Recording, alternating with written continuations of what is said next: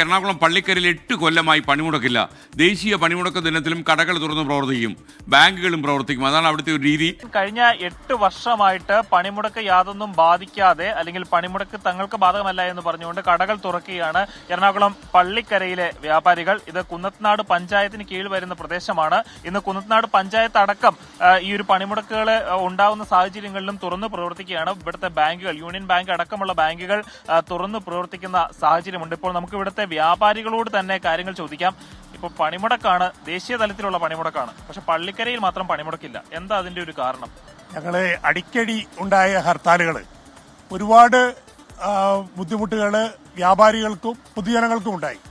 അപ്പോൾ ഈ ബുദ്ധിമുട്ടുകൾ ഈ നാട്ടിലുള്ള രാഷ്ട്രീയക്കാരോടും മറ്റു ക്ലബ്ബുകാർ, മറ്റു റെസിഡൻഷ്യൽ സംഘടനകൾ അവരെയൊക്കെ വിളിച്ചുകൂട്ടി അവരോട് പറയുകയും അവരുടെയൊക്കെ പിന്തുണയോടുകൂടി 8 വർഷം മുമ്പ് ഈ നാട്ടിൽ നിന്നും ഗുഡ് ബൈ ഹർത്താൽ എന്ന് പറയുന്ന ഒരു പ്രോഗ്രാം സംഘടിപ്പിക്കുകയും അത് ഒളിമ്പ്യൻ ശ്രീജേഷ് ഉൾപ്പെടെയുള്ള ആളുകൾ ഫ്ലാഗ് ഓഫ് ചെയ്ത് ആ പരിപാടി വൻ വിജയമാക്കുകയും അങ്ങനെ ഈ നാട്ടിലെ ജനങ്ങളുടെ സഹകരണത്തോടുകൂടി 8 വർഷമായി എല്ലാ പണിമുടക്കിലും എല്ലാ ഹർത്താലുകളിലും കടകൾ തുറന്നു പ്രവർത്തിക്കുന്നു.